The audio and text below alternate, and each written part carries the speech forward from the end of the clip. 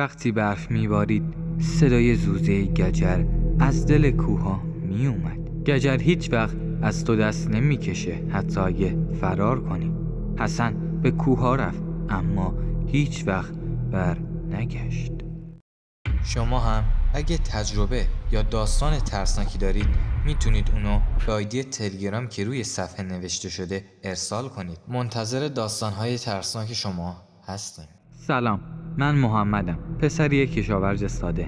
این داستان رو از پدر بزرگم شنیدم، کسی که توی روستای کوچیکمون همیشه برای همه حکایت‌هایی از گذشته میگفت. اسم پدر بزرگم غلام بود، مردی با 50 سال سن.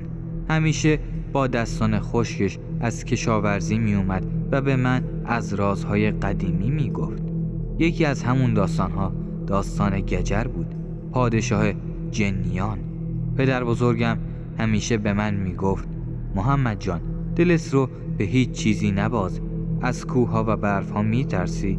اونا خودشون ترس دارن، به جز گجر. گجر اسم بزرگی بود که هیچ کس جرأت نداشت اونو به زبون بیاره. توی اون روزگار هر وقت کسی از کوها میگذشت مردم میگفتن حتما گجر اونجا به سراغش رفته. گجر یه جن ترسناک بود که گفته میشد برای پادشاهی از جنیان به کوههای برفی میرفت. هیچ کس از مواجه شدن با او زنده بر نمیگشت. پدر بزرگم همیشه میگفت جرأت نداشت نزدیک اون کوه بشه، چون خیلی ها هم گم شدن، مثل علی. علی یکی از کشاورزهای شجاع روستای ما بود. اون مردی بود که از هیچ چیزی نمی ترسید. می گفت گجر فقط یه قصه است، مثل خیلی از داستانهای دیگه که مردم براش می سازن. اما علی اشتباه می کرد. خیلی ها مثل اون اشتباه کرده بودن و از روستا به کوه رفتن و دیگه هیچ وقت بر نگشتن. یکی از روزهای سرد زمستان وقتی برف مثل یه پتو زمین افتاده بود، علی تصمیم گرفت که بالای کوه بره و سرچشمه آب کوه رو پیدا کنه. این راهی بود که میگفت شاید بتونه برای زمینهای خشکشون آب پیدا کنه. پدر بزرگم میگفت علی نمیدونست که توی کوهها یه چیزی در کمینش نشسته. علی راهی کوه شد. برف همه جا رو پوشونده بود و باد سردی میوزید که حتی نفس کشیدن رو هم سخت میکرد. اما علی به راهش ادامه داد. پدر بزرگم میگفت اون روزها وقتی علی از روستا رفت همه گفتن شاید این آخرین باری باشه که ازش خبری بشه. هیچ کس نمیدونست که گجر در دل کوهها پنهان شده و منتظر کسی مثل علی میمونه. چند روز گذشت ولی از علی هیچ خبری نشد. مردم روستای ما کم کم ترسیدن. مردم میگفتن گجر گرفتش مثل بقیه. یکی از شب‌های سرد و تاریک وقتی که برف دوباره شروع به باریدن کرده بود، پدر بزرگم و پدرش یعنی جد من در مزرعه کار میکردن. پدر بزرگم همیشه میگفت اون شب وقتی که برف به شدت میبارید و صدای برف زوزه میکشید توی سرم، یه صدای عجیبی از کوه شنیدم. انگار کسی فریاد میزد ولی هیچ کس نمیفهمید که چیه.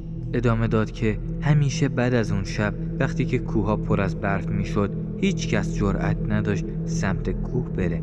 مردم میگفتن این صداها صدای روحایی هستن که به دام گجر افتادن. پدر بزرگم میگفت محمد جان، این کوهها روحای بیگناه رو به دام میکشن، مثل علی. گجر اونا رو میگیره و دیگه هیچ وقت کسی پیداشون نمیکنه. پدر بزرگم میگفت همیشه نگران بودم، ولی محمد همیشه یادت باشه گجر فقط یک جن نیست. اون یه موجود تاریکه که چیزی بیشتر از ترس رو در دل مردم میکاره. یه چیزی که وقتی توی دل شب اون رو میبینی انگار دنیا به هم میریزه. من یه لبخند ریزی زدم و پدر بزرگم گفت آره، شاید فکر کنی همه اینا یه قصه است، ولی من چیزی دیدم که هیچ وقت نمیتونم فراموشش کنم. اون شب کنار کرسی چشماش رو باریک کرد و انگار دوباره به همون سالهای جوانی برگشته بود. ادامه داد یادم میاد یه زمستون خیلی سرد بود. من 17 سالم بود و با پدرم رفته بودیم یه قسمتی از زمین هامون رو شخم بزنیم. هوا تاریک شده بود ولی پدرم اصرار داشت که کار رو تموم کنیم. از دور صدای زوزه باد اومد. حس کردم چیزی توی اون تاریکی تکون میخوره. اما هر بار که میخواستم چیزی بگم پدرم میگفت این باد زمستونیه، چیزی نیست. پدر بزرگم لحظه ای سکوت کرد و دستش رو روی صورتش کشید، انگار میخواست خاطره رو زنده تر کنه. بعد گفت ولی محمد، وقتی کارمون تموم شد و داشتیم از زمین برمیگشتیم یه چیزی رو دیدم. دقیقاً یک سایه بزرگ بالای کوه، ولی حرکت نمی کرد. فقط ایستاده بود و ما رو نگاه می کرد. هرچی به پدرم گفتم نگاه کن، اون گفت چیزی نیست، بیا زودتر بریم. اون سایه به گفته پدر بزرگم مثل یه انسان نبود، بلندتر از هر چیزی که فکرشو کنید بود. شونه‌هاش پهن و چشمهاش 2 نقطه سیاه بود که انگار از دور برق میزد. پدر بزرگم داد زد و گفت محمد. اون شب وقتی به خونه رسیدم دیگه نتونستم بخوابم. انگار اون سایه با هم اومده بود. توی خواب و بیداری صداشو میشنیدم، یه صدای زمزمه که اسمم رو صدا میزد. پدر بزرگم گفت که چند روز بعد یکی از پیرمردای روستا اومد و بهش گفت غلام، تو اون شب آیا چیزی دیدی؟ پدر بزرگم اولش گفت نه، ولی اون پیرمرد گفت غلام اگه دیدی بگو. پدر بزرگم گفت آره. اون پیرمرد ادامه داد اون گجر بوده، پادشاه جنیان. اگه دوباره به کوه نزدیک بشی ممکنه بر نگردی. از اون به بعد پدر بزرگم دیگه هیچ وقت به کوههای برفی نزدیک نشد. همیشه میگفت اونجا یه دنیای دیگه است، ما فقط مهمونیم و گجر ارباب اونجاست. اگه کسی بخواد به قلمروش نزدیک بشه باید آماده باشه که هیچ وقت بر نگرد. پدر بزرگم همیشه وقتی این داستان رو برام تعریف میکرد یه لرز کوچیک میومد توی صداش و همیشه چشماش تیره تر میشد و انگار یه حس غم یا ترس قدیمی دوباره یادش میومد. بهش گفتم آیا گجر هنوز اینجاست؟ بهم گفت گجر اون دیگه هیچ وقت بر نمیگرده، ولی اگه به دامش بیفتی برای همیشه توی دنیای خودش گم میشی، هیچ کسی از اونجا بر نمیگرده. من همیشه با دلشوره به حرفاش گوش میدادم. پدر بزرگم میگفت مردم زیادی بودن که اومدن و گفتن میخوام برن کوها رو بگردن و سرچشمه های آب رو پیدا کنن. بعضی ها حتی شبها توی تاریکی برفا گم شدن. از همون شبها بود که روستا به سکوت رفت.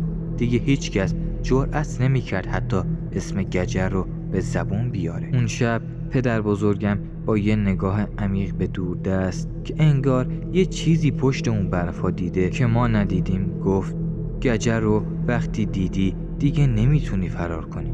اون به دنبالت میاد و با صدای آروم و سردش میگه نمیتونی فرار کنی، بخوای هم نمیتونی بازم فرار کنی. یک روز یکی از روستایی ها به نام حسن که مردی شجاع و کله شق بود تصمیم گرفت که به دل کوها بره. این مرد از هیچ چیزی نمیترسید، حتی گجر. همه میگفتن حسن هم یه روزی مثل علی میشه، گم میشه. ولی حسن نمیخواست باور کنه. یه شب وقتی که بارش برف دوباره شروع شده بود حسن راه افتاد. پدر بزرگم گفت من توی اون شب پشت پنجره نشسته بودم. حسن تا اومد از روستا خارج بشه نگاهی به من انداخت و از همون نگاهش میشد فهمید که چیزی از ما پنهون کرده، چیزی که حتی خودشم نمیخواست باورش کنه. صبح روز بعد پدر بزرگم همراه با بقیه روستایی ها به جستجوی حسن رفتن. هیچ کدوم از اونها حتی یک اثر از اون هم پیدا نکردن، نه رد پایی در برف، نه صدای فریادی. انگار که حسن هیچ وقت نبوده. فقط وقتی دوباره برف شروع به باریدن کرد یکی از روستایی ها گفت که شنیده صدای قدم‌هایی از اطراف کوه میاد، قدم‌هایی که از هیچ جا نمیشد شنید. پدر بزرگم با صدای کم رمق ادامه داد از اون به بعد حسن هم مثل علی فراموش شد. هیچ کس حتی اسم حسن رو به یادش نمی آورد. ولی من همیشه یادم میمونه یه شب سرد وقتی همه خوابیده بودن صدای زوزه‌ای از دور شنیدم، صدایی که حس می کردم از دل کوها میاد.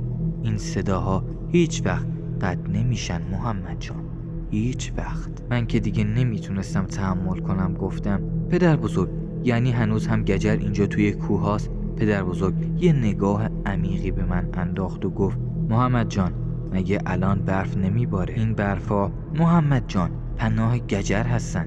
وقتی برف میباره اون یه راهی پیدا میکنه حتی به جایی که هیچ کسی فکرشو نمیکنه. از اون روز که اصلا گم شده همیشه برف میباره، حتی توی تابستون. برای چند لحظه سکوتی بین ما افتاد. بعد چند دقیقه پدر بزرگم با چشمانی که انگار هنوز هم درگیر گجر بود گفت محمد جان، همیشه یادت باشه وقتی برف شروع به باریدن میکنه گجر هم ممکنه به سراغت بیاد.